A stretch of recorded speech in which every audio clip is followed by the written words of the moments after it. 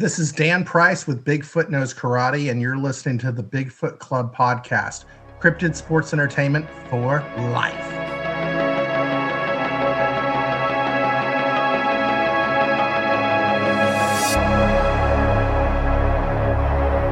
Hey everybody, Bigfoot Bob. I'm here with my nephew, Skookum Steven, Season 7, Episode 25. What's going on, man? What's going on? How are you? We had a weird week. Yes, we were supposed to do an episode about not too long ago, and something happened with the Rodecaster Pro. I think we're the only podcast that talks about the Rodecaster Pro. Yeah, well, I mean, they should sponsor us. They should. Yeah, because the Bigfoot Club uses a Rodecaster Pro. Send them like that. Really?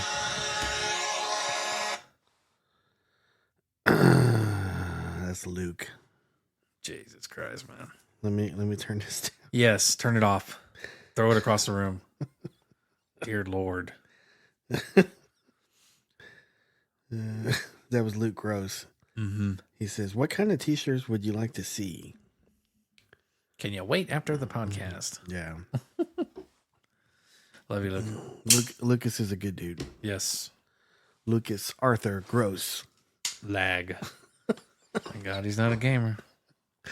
that was so funny when you said that. When you saw my gears grinding too, like the word process, and I was like,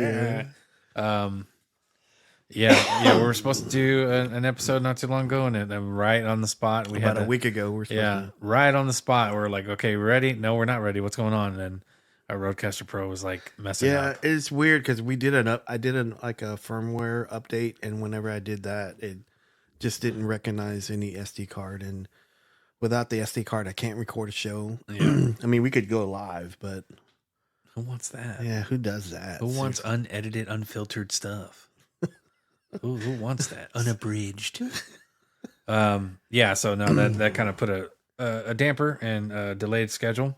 Mm-hmm. So I mean, I know we got some hardcore fans that are like, "What the heck, man? Yeah, where's our new episode of Bigfoot Club?" I don't know why I'm trying to make him sound like Jay Leno. Which fan is this? Jay Leno, apparently. I was trying to like do Brian. Yeah, you really changed his. Yeah, I change it every time. I don't sound like that. I don't sound like that. I wanted to do a quick shout out to. Can find it. Kathy DeBueller. Kathy DeBueller. I'm gonna read this really quick. Tackling Fuel. Yeah, Tackling Fuel. Kathy DeBueller, one of our good fans that follow us regularly.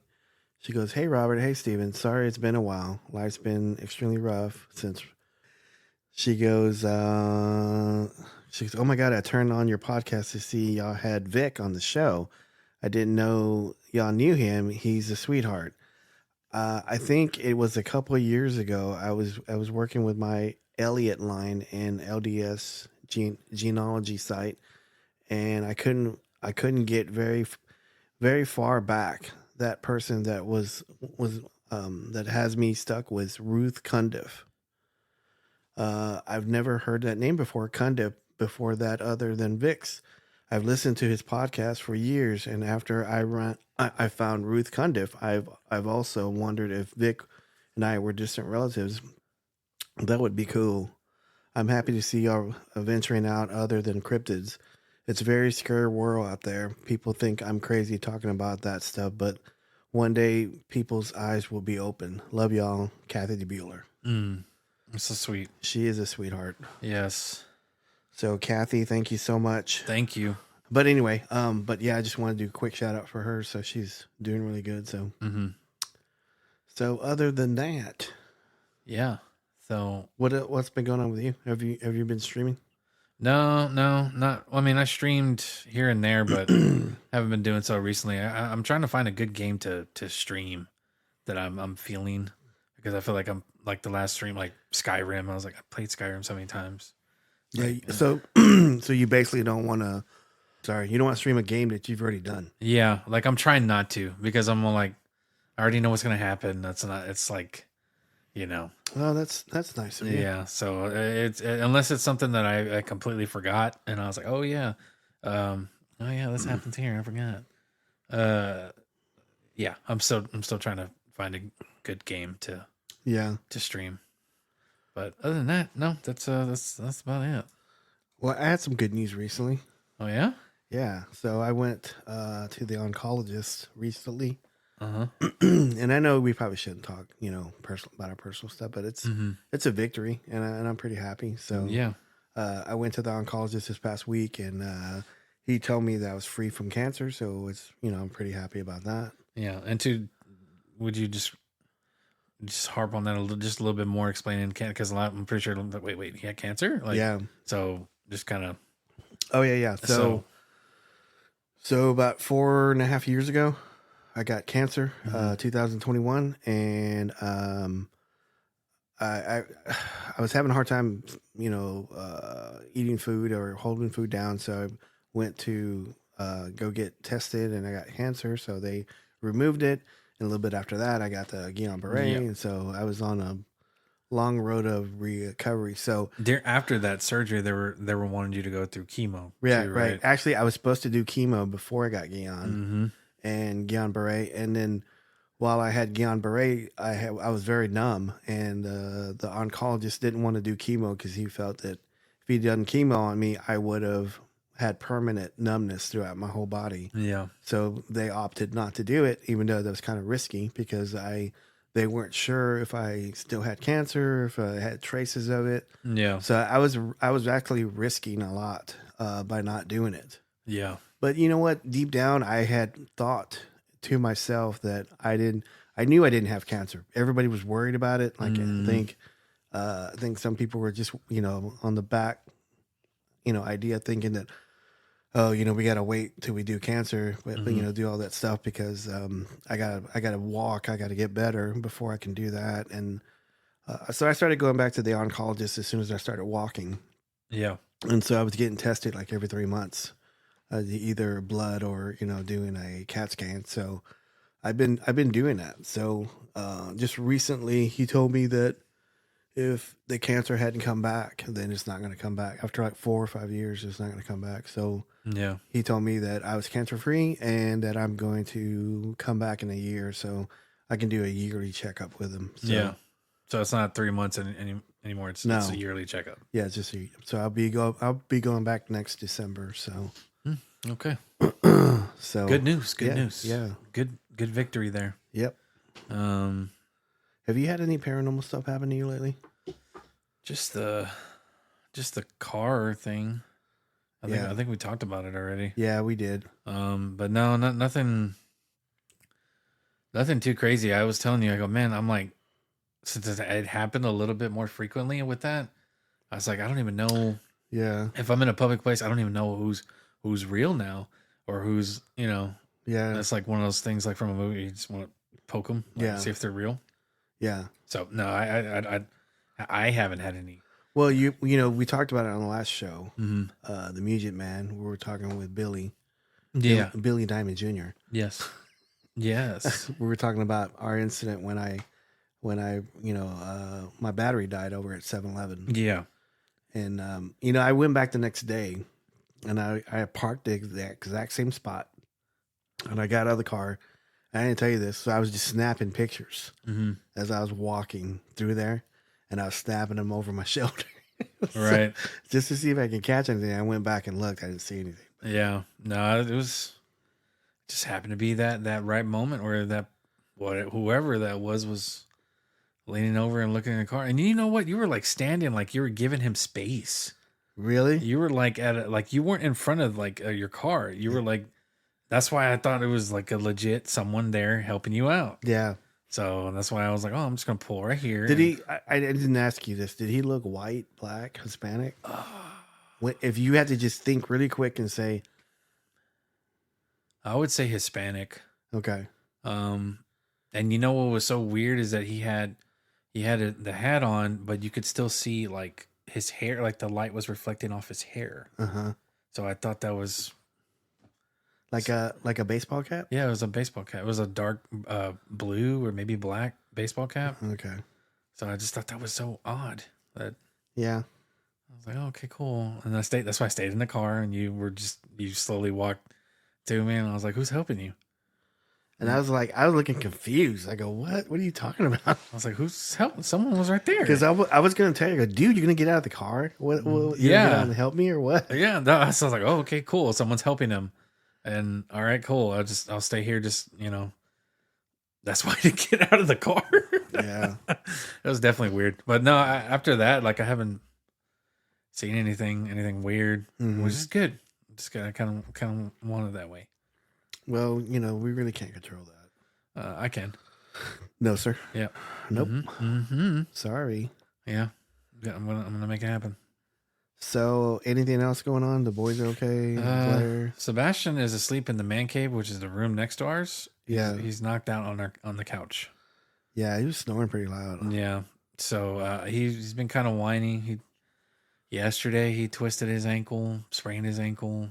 Yeah. So now it's like a thing, and I think he needs to have surgery and all that because he's acting so dramatic. But I like how he has to have an ace bandage on. Yeah. Like that's gonna help. I don't know. It's kind of like when they cut themselves, they got to have a Band-Aid and then they feel better. They feel better that it's covered. I guess. Yeah, I don't know. But yeah. Speaking of, was it Billy? I got to meet him face to face.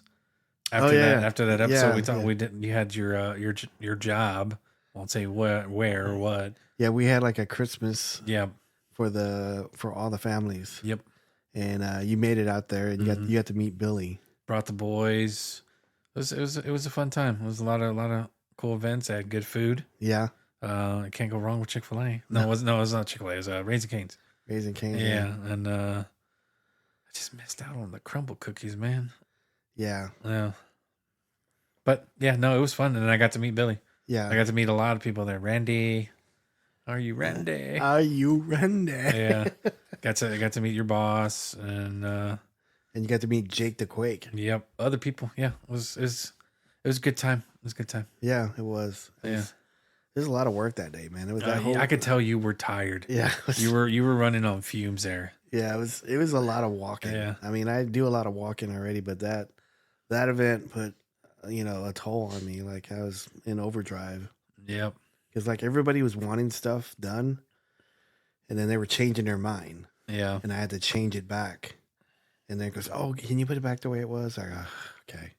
That was a good night because as soon as we got there, we ate. The boys were cranky, and they ate, and they finally calmed down. They were excited. Took them to do some, I think it was face painting, and then we went outside, and then they had the ice sledding, like slides, whatever. Yeah, and they were on that, like going back and forth throughout the whole night. We stopped. I stopped them and be like, hey, let's go check upstairs.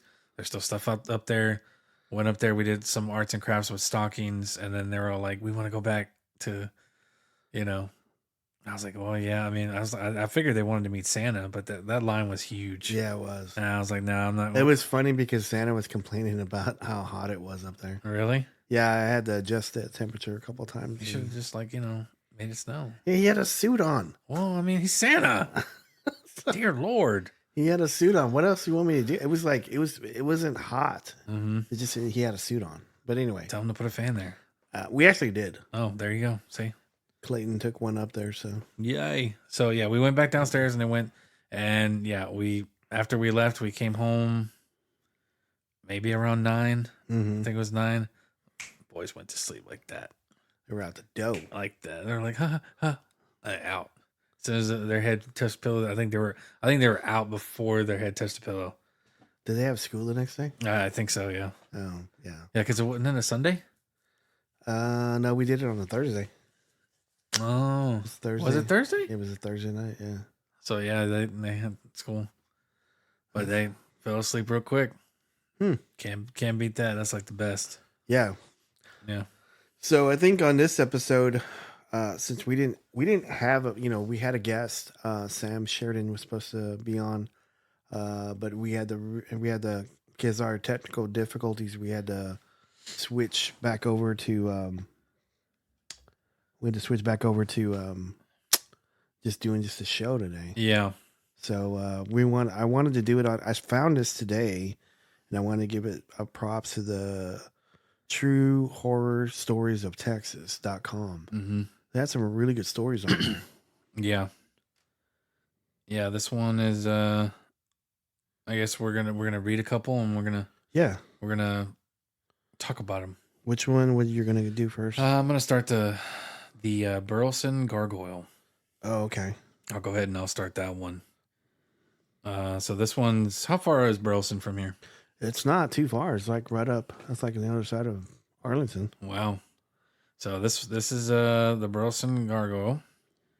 And it's starts off with I grew up in Burleson, Texas, 76028.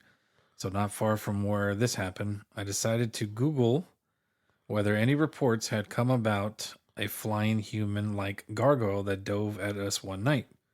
It came from a tree, this huge dark figure, and even though it was nighttime, the house lights from the garage lit it up.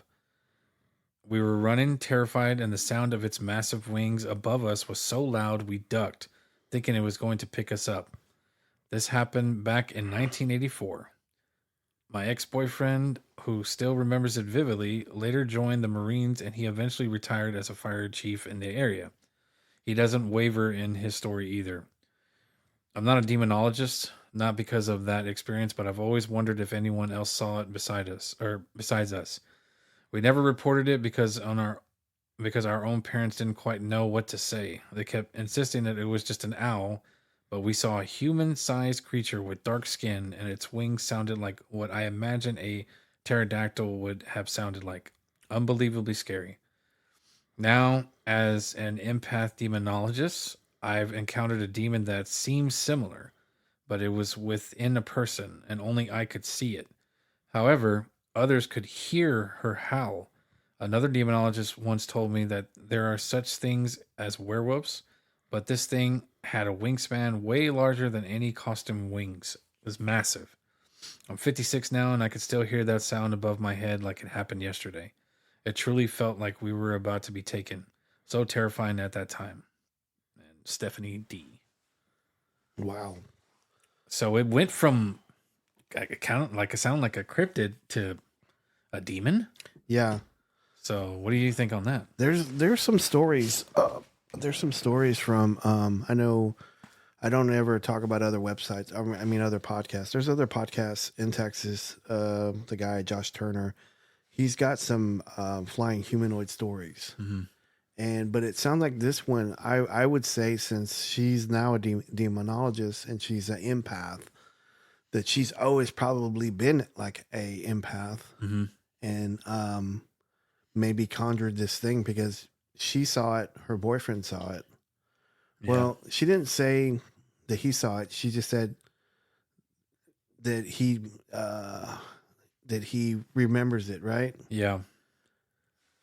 Well, He doesn't waver in his story, so Yeah. he's like agreeing, like, yeah, that's what we experienced. and So- he's a Marine and he's a former fire chief. So, Yeah. So It's definitely that's. I mean, I wonder how many, like. There's no really website that you could go to and report like a demon or a gargoyle. Now I will counter this. You think that maybe it was La Hechusa? Could be. Because Yeah, could like it's it's like an owl, Yeah. but it like maybe it was like almost transforming into a human, and they saw it and it just looked like a gargoyle. You're right. So- I didn't even think of that. That's actually a good point. And yeah, I mean it's Like comes Rodney's out of- story. Like yeah, Rodney's story. it's in a tree. I don't know. That's the what bothers me a little bit is is they heard the wingspan. Yeah. They heard what a pterodactyl. Yeah. She used that. So that's terrifying.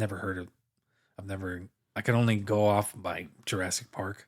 Well, she said it was massive. Yeah. So if it's massive, of course it's going to have a big Yeah. wingspan and it's going to like move some air and stuff. So, Mhm. it seemed like this story was kind of like almost chopped up. Like Yeah. there's probably more to the story than, because it seemed like this is just like the meaty parts. Yeah. Like we don't know why they were there, what neighborhood it was. if it was a rural neighborhood or if it was in the country or a country or a neighborhood or something. Yeah. So that part, I mean, it's very interesting. Yeah. I would like to talk to her. Yeah. Whew, that's a weird one. It is. But yeah, there's this other one on here that caught my eye. I think this was the most recent one. Mm-hmm. Not the most recent, second recent. Creature in the Backyard.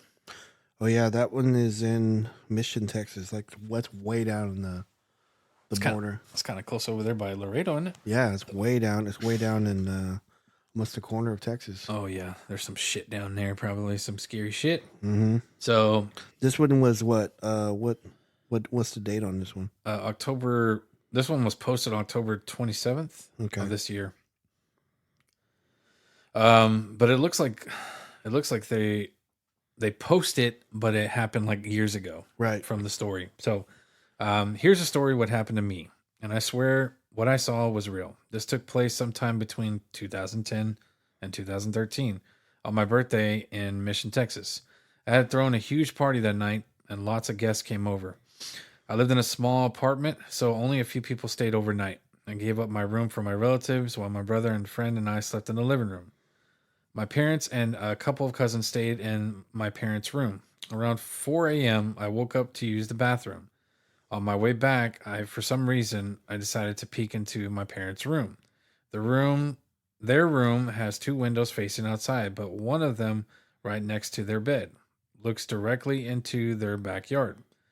Outside, right under that window, there was a street lamp from the alley behind the apartment shone directly onto it. Because of that, anything that moved or climbed onto that table would cast a clear shadow against the curtain inside the room. As I looked toward the window, I suddenly saw something leap onto the table. It stayed there for a couple of seconds before jumping off, but the thing I saw wasn't an animal. It looked humanoid. It was around 3 feet tall, hunched over with the long stretched out arms. Its legs were thin and bent oddly with one foot positioned in front of the other.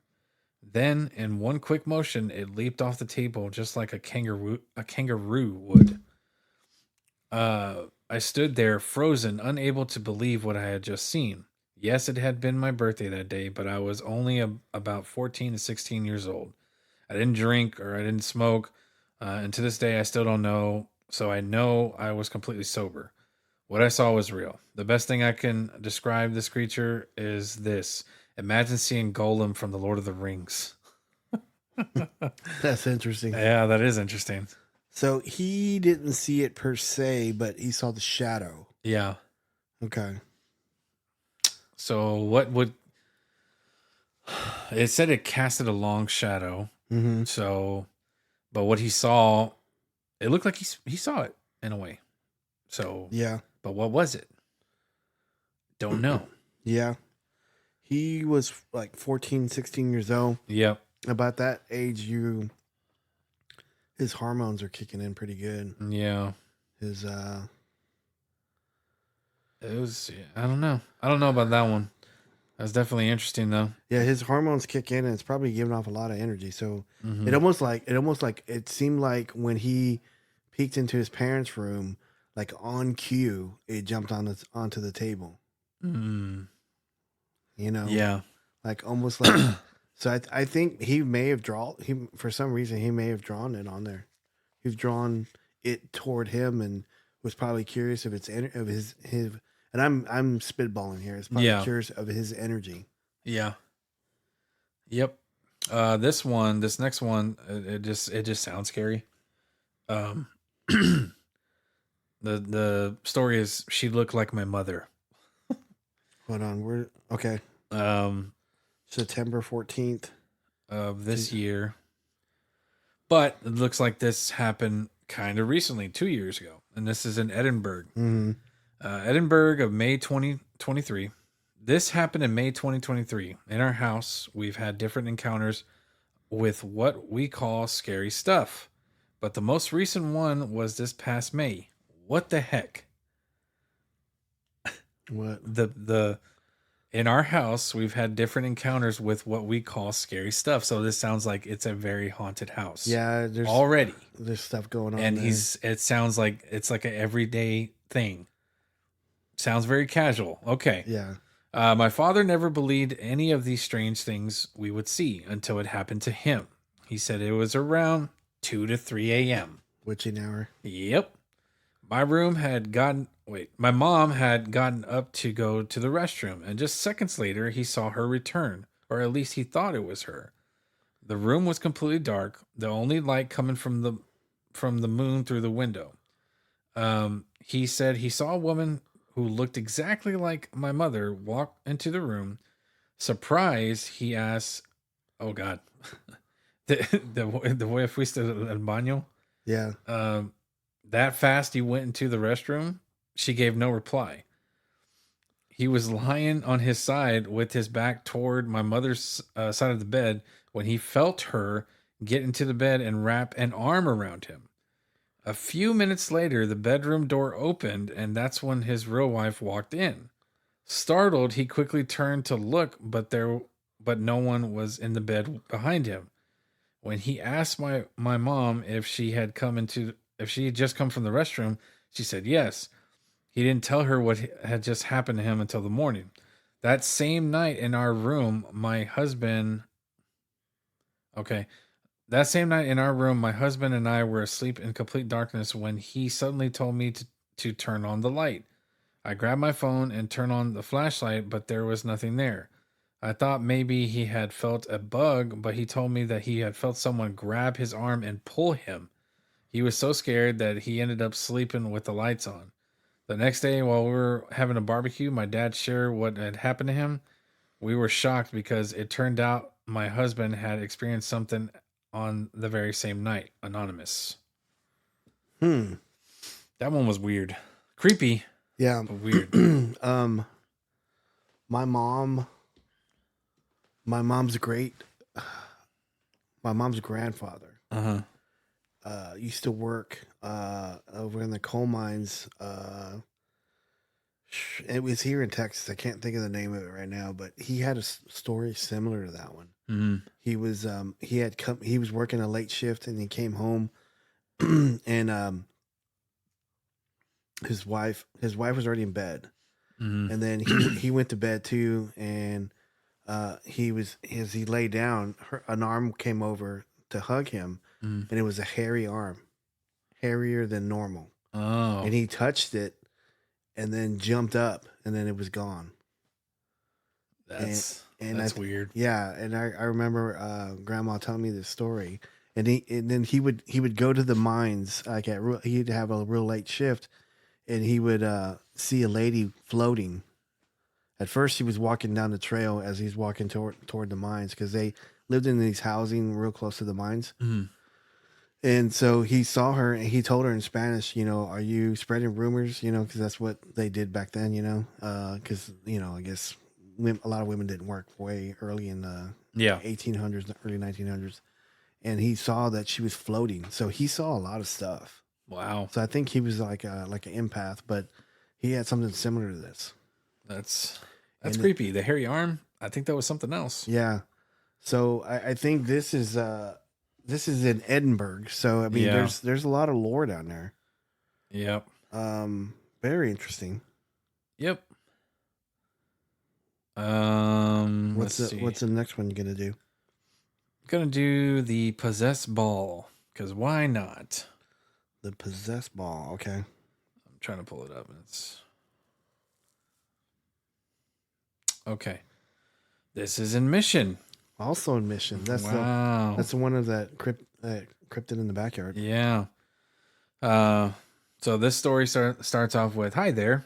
I won't waste any time. And honestly, I don't know if this counts as an urban legend or a ghost story of Texas so much as a personal experience that happened in Texas. But I can 100% confirm, along with my parents, that this actually happened. Not a lot of spooky stuff ever happens to me, so this one stands out. Anyway, this story takes place in 2007, when I was 9 years old at the time. I lived in Mission, Texas.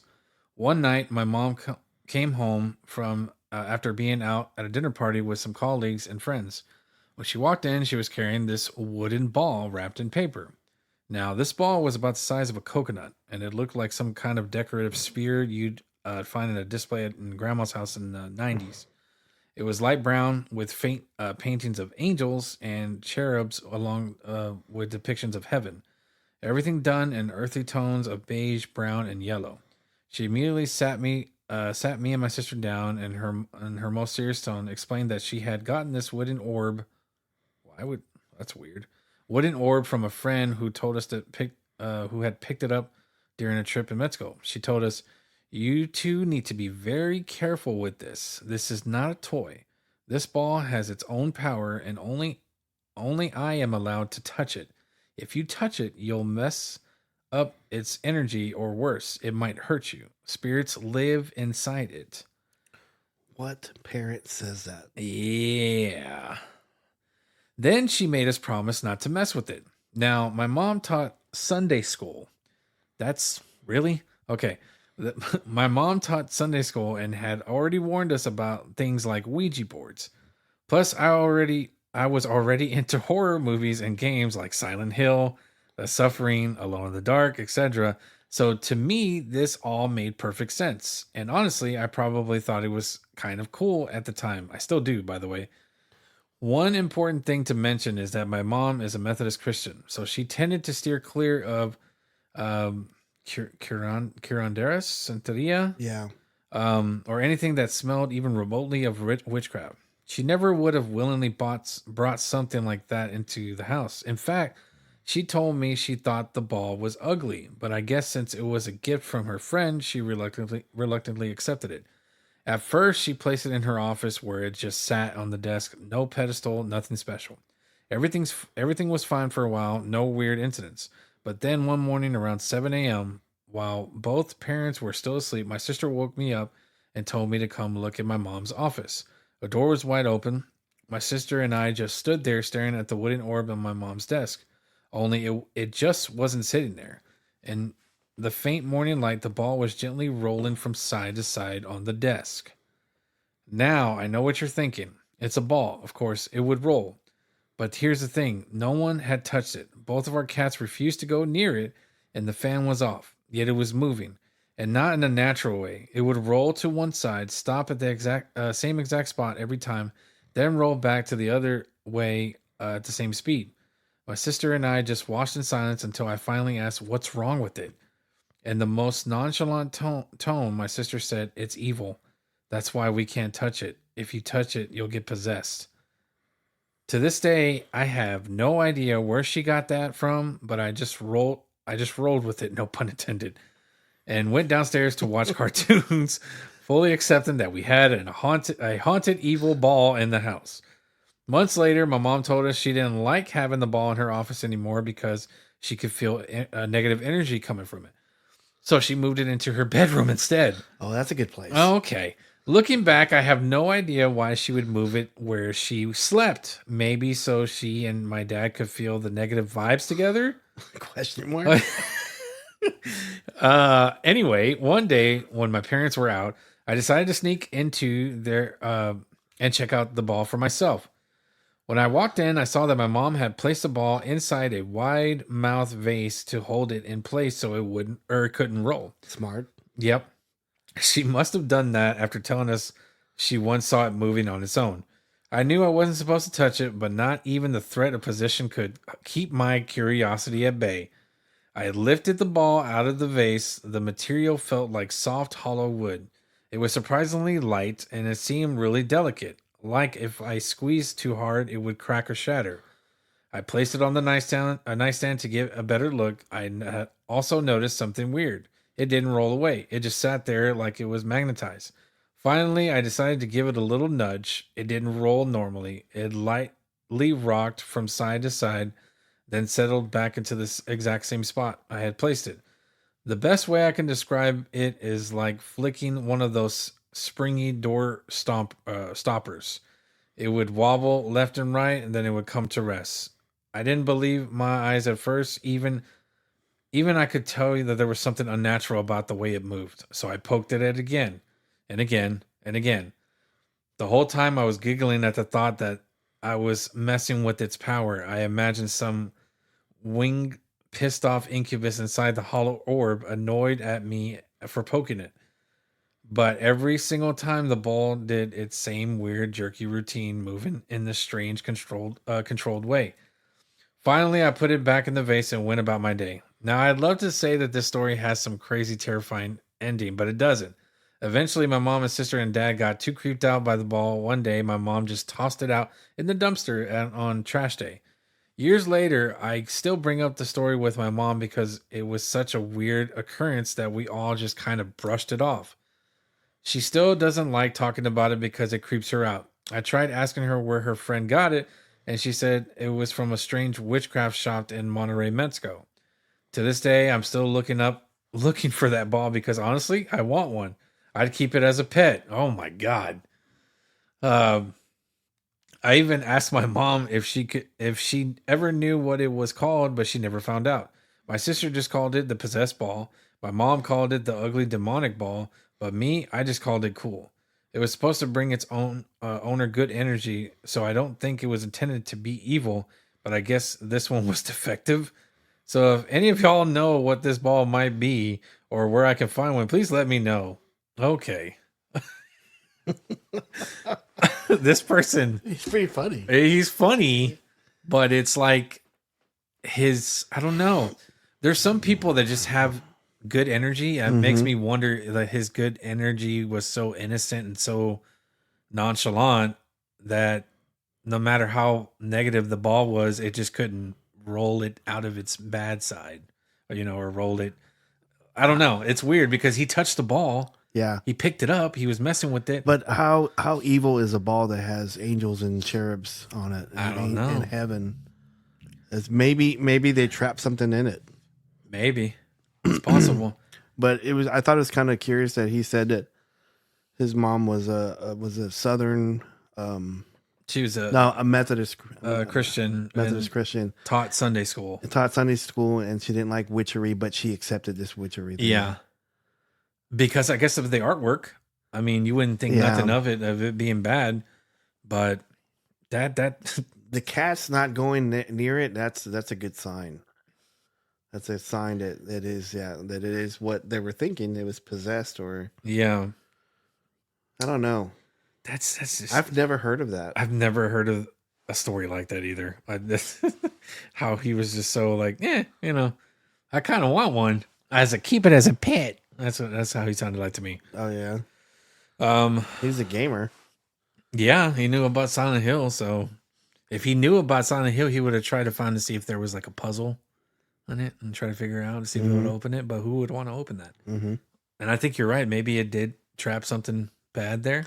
I know, but why would you give it away? No, they threw it away. No. She got as a gift. Oh yeah, I don't know. Why would you give it? I don't know why would anybody say, "Hey, you want a possessed ball? Yeah. You're Christian, right? Yeah, you can keep it at bay. Yeah, you can keep it at bay. Yeah, you're good." No, I would not take that. I'm sorry. Anyway, this next one is called The Ghost Car on I-45. Did you not hear that? What was that? That's very low. Is it really? Yeah. Can you hear it? Yeah, I can hear it. Yeah, everything on my thing was low, man. Hold on. It's still low. You can barely hear it? Yeah. I don't understand. I don't understand. I gotta fix all this stuff. Yeah. Yeah. Okay. So this next one is in Huntsville. Mm-hmm. You ready? Mm-hmm. In 2018, I was driving back to Waco from Houston on I-45 around 3:30 a.m. Yay! I was in my sweeping work truck, which had diesel filter issues, so I couldn't go more than 25 miles per hour. This was happening about 5 miles before reaching the Sam Houston Monument in Huntsville. As I looked into my rearview mirror, I saw a bright light speeding towards me. I merged to the middle of the lanes to let them pass. Right after that, I saw a blue car flying past me at full speed. Out of nowhere, it turned left straight into a field, still going fast. Then it curved around my sweeping truck. For a second, I thought it was going to hit me. After going around the truck, it sped off into the right shoulder, still going full speed, swerving until across the grass before driving straight into the field and disappearing into the trees. It would have been impossible for any car to go through that area. It's all thick and woodland and rough terrain. I couldn't believe what I had just seen. It was shockingly scary. About 30 minutes later, around 4 a.m., I was passing near the Huntsville TDCJ unit when I suddenly felt a strange presence enter my sweeper. That same eerie feeling came over me, like something unseen was there. I started talking to it, like asking questions like, what happened to you? How did you get stuck here? Then when my passenger side window started rolling down on its own. Wow. Right before reaching the county line, I spoke out loud and told it, you have to get off now. You can't go any further. And just like that, the feeling was gone. I hoped whoever or whatever it was found peace. That was weird. Yeah. Like the vehicle dropped someone off? Yeah. Are you getting that from that story? Like the car was weird. And then 30 minutes later, he feels something enters while he's still driving, I'm assuming, right? Mm-hmm.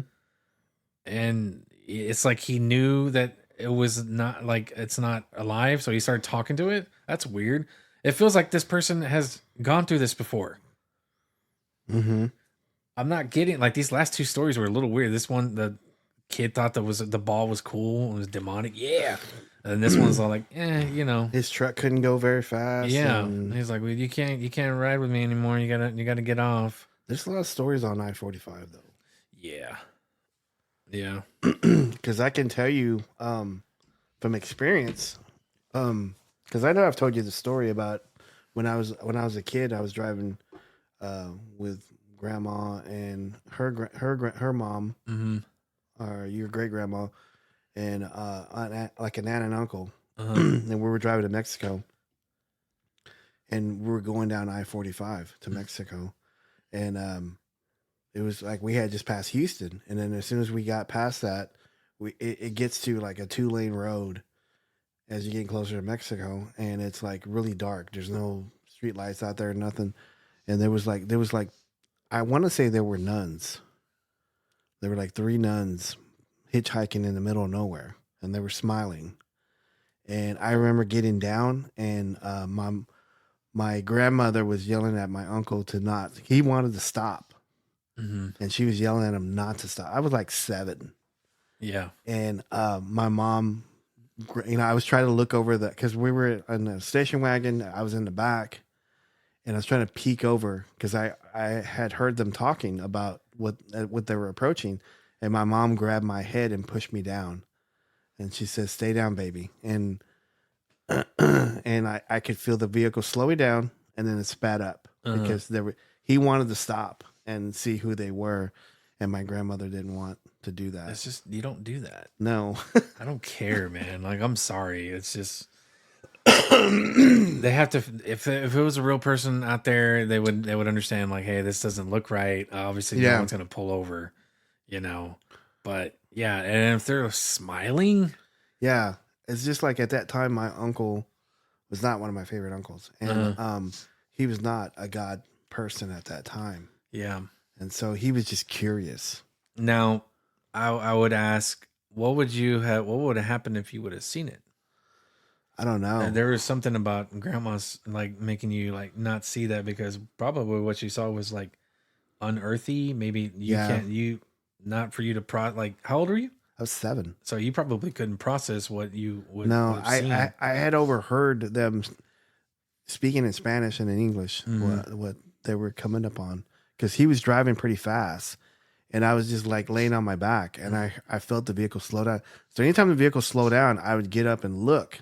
Yeah. Like, where are we going? Are we going to stop gasoline station? Or are we making the turn? Are we made it into a town? I wanted to see. And so as he started slowing down, I looked up and I go, what the heck's going on? And I saw 2 people, like 3 people, like in the distance, the headlights were on them, but I couldn't really make out who they were. Right. And as we were getting closer, Grandma grabbed my head and pushed me down and said, "Don't look at this. Don't look at this baby." Yeah. And so I didn't. And then as we drove off, they were yelling, and I could hear my grandmother praying. My mom was praying. My aunt was praying. So I was praying. So I go, I better start praying too. Right. So I started praying. So yeah, that's a little creepy. Like, because, and if they said that they were smiling, yeah, no, I'd get chills. Yeah, that was on I-45. Well, this next one, how are we going? We are at 46 seconds. Okay, so we got a couple more stories. These are pretty good. This one happened in San Juan. This is like really, really south, like almost at the tip of. So far, the last 3 stories have been at the tip. Yeah. So this one starts off as I worked as a medic for an ambulance service in the Rio Grande Valley during the late 80s and the early 90s. This particular incident happened in 1990 and it still sends chills down my spine. Was he Zach Bagans? Well, he said it before, probably. Oh, yeah, okay. One evening, we were dispatched to the old San Juan Hotel in San Juan, Texas. A call came in as a possible heart attack, an elderly man reportedly collapsing on the top floor. As we approached the entrance, a strange man stepped out of the shadows. At first glance, he looked like a typical vagrant. Disheveled and dirty. But what made my skin crawl was the way he was acting. He was grinning from ear to ear, almost bouncing on his feet like a child who couldn't contain his excitement. Then he started laughing and shouting, "Ha ha, he's dead, he's dead, he's gonna die, ha ha ha." We ignored him, assuming that he was just a homeless drug addict loitering around the property. We entered the hotel, found the patient on the top floor, and loaded him into the gurney.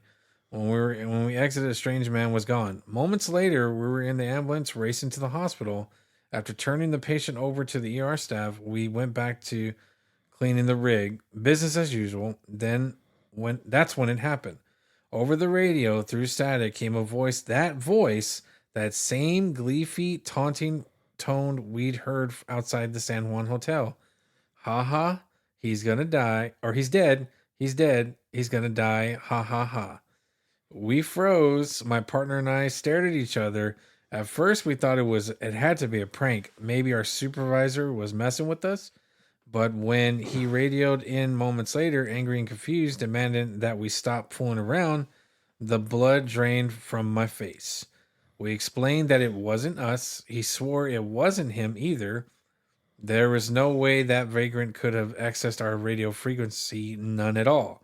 To this day, I can still hear that laugh echoing through the static. It remains one of the strangest, most unsettling experiences I have had as a medic. It sounds like to me that this guy, John A., he's an empath, or he can see this stuff, or he draws it in because, he describes seeing this disheveled man as they're entering the hotel. Yeah. But he didn't say his partner did, but he heard it on the radio afterwards, him and his friend and his boss. Yeah. So that's a lot of energy to do that. Yep.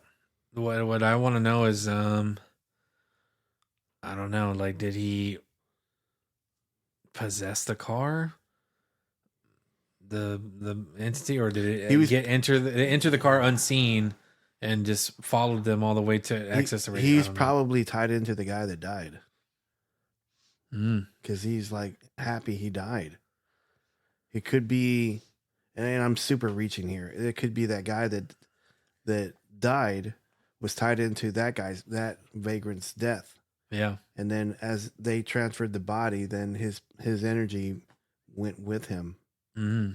That's the only thing I can think of. Maybe it's a reach, but it's still plausible. Yeah, I mean, because the guy could have a watch, could have a ring, he could have a knife that had some kind of metallic that's tied into the other guy. Mm-hmm. I don't know. That's a weird one. That is a weird one. Let's have some interesting weird ones. I think we got enough for one one more? more. Okay. Let's see if I can find.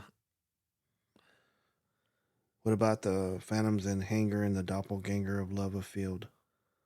You see that one? Yeah. Hold on. I was looking. Or just pick one. It don't matter to me. Yeah. Don't matter to me. Well, this one is Can you hear that one I now? can barely hear it, man. That's so weird. I don't know if this is La Llorona. I don't know. No, I'm gonna read this one. This one's a shapeshifter. Okay. What's it titled? Oh, the Sherry Manson shapeshifter. Yeah, Sherryland, Texas. Sherryland, Texas. I don't know why I'm saying That's like that's at close to Mission. Oh my gosh. all these stories are. It sounds like we need to go to Mission. Yeah. We have a mission. The Sherry Mansion, located in Mission, Texas, is one of the Rio Grande Valley's most iconic landmarks. Built in the early 1900s by John H. Sherry, often called the father of the Texas citrus industry, the mansion was once a symbol of wealth and success in the region. Over the years, however, it had also become the subject of chilling paranormal tales. Locals claim that the land surrounding the mansion carries an unsettling energy. Stories have circulated for decades about ghostly figures drifting near the orchards, strange lights flickering in the distance, and phantom cars appearing out of nowhere. Some visitors describe hearing footsteps and clanking sounds along the fence line, even when no one else is around. Whether these encounters are connected to the property's long history, the Sherry family legacy, or something older tied to the land itself, the mansion has earned a reputation as one of the South Texas Erie's haunts. And it was back in 1986 when my friends Ernie, Mario, and Big Joe and I decided to park across from the Sherryland mansion. I still remember that night. We were all in the 11th grade at Mick High. I guess that's the high school at Mick High. Yeah.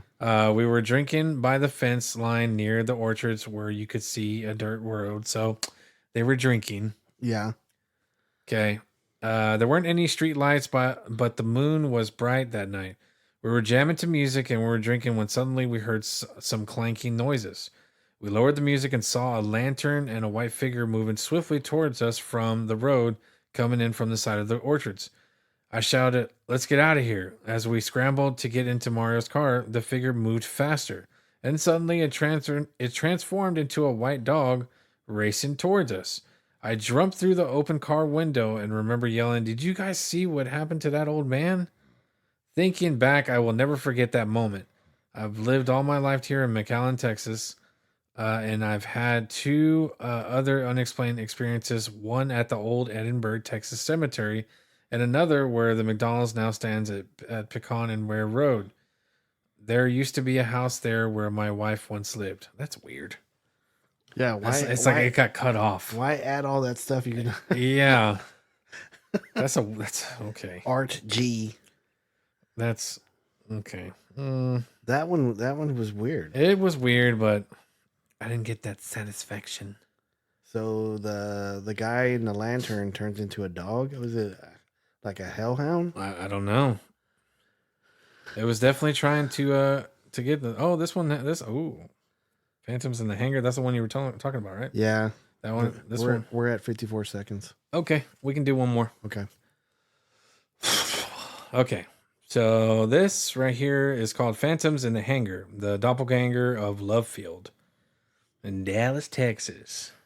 This one's in Dallas? Yep. Nice. Yep. So the story starts out with last year while I was working at the Love Field Airport in Dallas, Texas, a few of my employees mentioned some strange and unexplainable things happening. They even thought someone or something was following one of my team members. One night, I had 3 detail technicians cleaning an aircraft.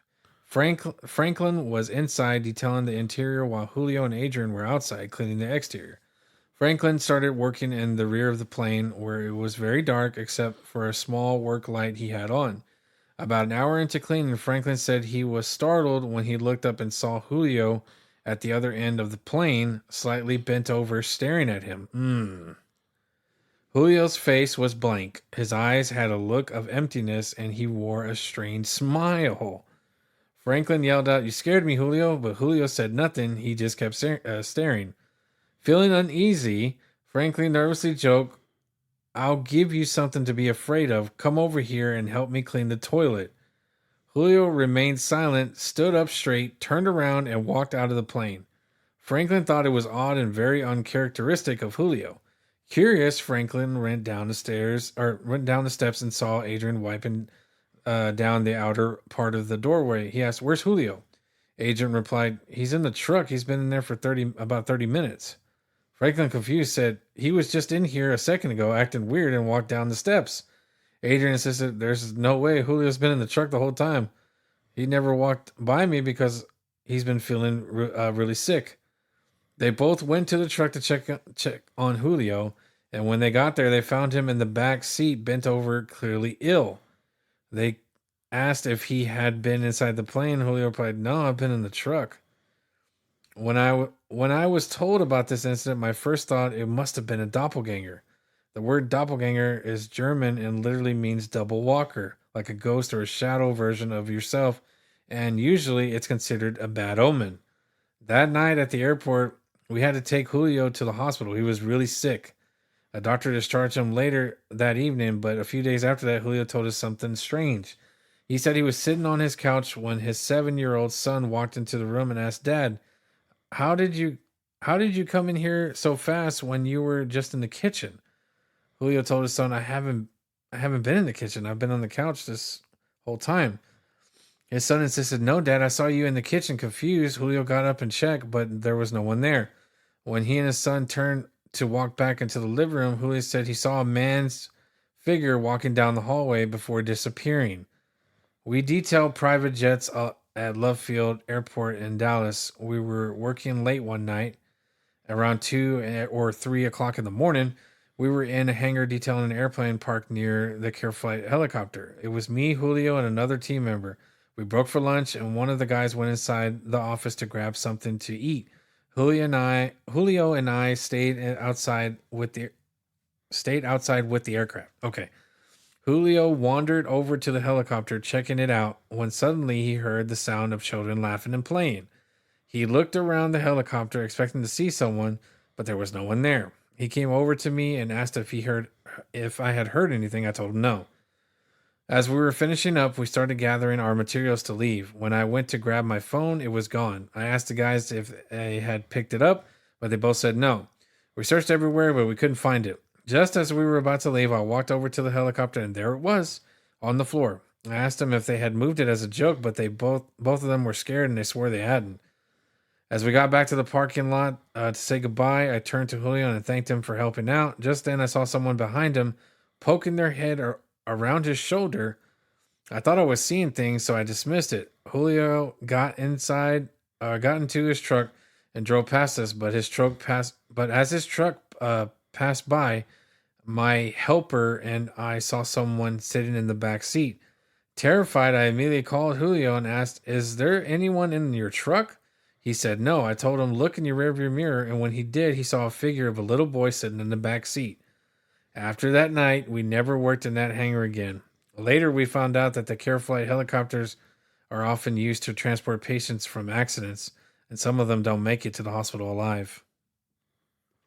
Yeah, that's a lot. There's a lot to unwrap there. Yeah, so the doppelganger. Julio saw it, and it just went to them having another incident. Yeah, Franklin saw Julio. Julio's son saw him. Mm-hmm. He saw the shadow down the hallway. Mm-hmm. So there's something that there's probably something in that hangar that attached to Julio. Mm-hmm. Franklin could clearly see it. The other guy didn't. Julio saw the little boy. Yeah, he saw the little boy. So apparently Julio and Franklin either have the gift and this other coworker doesn't. Mm-hmm. But there was clearly something that probably it's lingering with Julio. Yeah. That's just weird because it was like bent over and he was smiling like he was mocking Julio being sick because he was bent over probably throwing up. Yeah. So or it had overwhelmed Julio because that's what that guy was probably feeling. Either because he was dying and probably felt the same thing that other guy did, and that's why Julio was sick, like his guts or something. And yeah. I don't know. That one was a weird one. These all were kind of weird. Yeah. Except for the ball one. That kind of pissed me off because he was just like, yeah, I want the ball as a pet. Stupid. But that one was weird because it's close. I can barely hear that. It was close, and it makes sense that, that they use that for transporting victims, like at car accidents, and they don't make it. So they just die at that spot or at that airfield. That's oof. It's terrible. I would like to talk to a lot of these guys. Yeah. Yeah. So there you have it. Some strange stories in Texas. Some all weird ones, but yeah, we want to give shout outs to truehorrorstoriesofTexas.com. Yep. That's go, where we go to that website, check it out. We're not being paid by them. We're not I just thought it was some great stories. Yeah, could be urban legends, could be true. I don't know, but it was definitely weird, Yeah. So, I liked all of them. Yeah. Yeah, it was pretty good time talking about those. Which one was your favorite one? Probably this one. Yeah. I had a funny feeling to save that one last because I saw Dallas. I was like, oh, okay, it's near us. So yeah, because the rest of them were all on mission. Yeah, exactly. But mission sounds like it's really, really bad. Yeah, like it's overwhelmingly like negative energy. Yeah, I would imagine because you got the Texas Revolutionary War. Yeah, you got that. You got the probably Apaches probably in that area. The Coelicans. A lot of Native American lore and probably Aztec and Mayan. Yeah. So there's probably a lot of bloodshed in that area. So yeah, that's you're probably right. Mexican bandits. Yep. They'll take your scalp. Oh yeah. I was doing Lonesome Dove. Yeah. People are gonna be like, what? Lonesome Dove? Lonesome Dove? Is that Brian? Is that Brian? Yeah. That's Brian's voice now? Yeah. Oh, okay. It went from surfer dude to Asian guy to this guy who talks like a baby. I don't know. Yeah, he has a speech impediment. Yeah, I don't know. When is Bigfoot Club coming back? Hasn't been a recent episode. he's gonna be pissed at you. I can't wait to get the text. I just can't. First of all, fuck you. Second of all, I don't sound like that. That's awesome. Yeah, and I'm gonna show you that text too. Whenever, yeah, it's like, hey, you fucker. Brian, you're all right. Yeah, B-Town down. Oh well, you got any shout outs? Shout outs to Veronica Silver for always listening to our show. Kathy DeBueller, Kelly Zurich, Cryptic Kelly. Send her some shirts this week. Yeah. Trying to think who else. I don't know. Other good people that listen to the podcast. Yeah, I would say same here. Shout out to Blair and the kids. Got to go check up on them, see if they're in bed. Yeah. I know one of them is asleep on the couch in here, so I'm surprised he hadn't come in here. I know. Us. I don't know what that is. Yeah, he's Okay. I think I can do something with this show. I think so. Good night and goodbye. Goodbye. Bang. Bang. Choo-choo train. If you're listening to the show for the first time, thank you. If you are a continued member listening to the show double, thank you. You can listen to our podcast on anywhere you listen to podcasts. Please find us on social media with a like, follow, subscription, or a 5-star review. And it really helps us bring more quality content to you. If you would like to reach out to us via phone, 146-991-21535, or email bigfootclub1@gmail.com. I bid you good night and goodbye.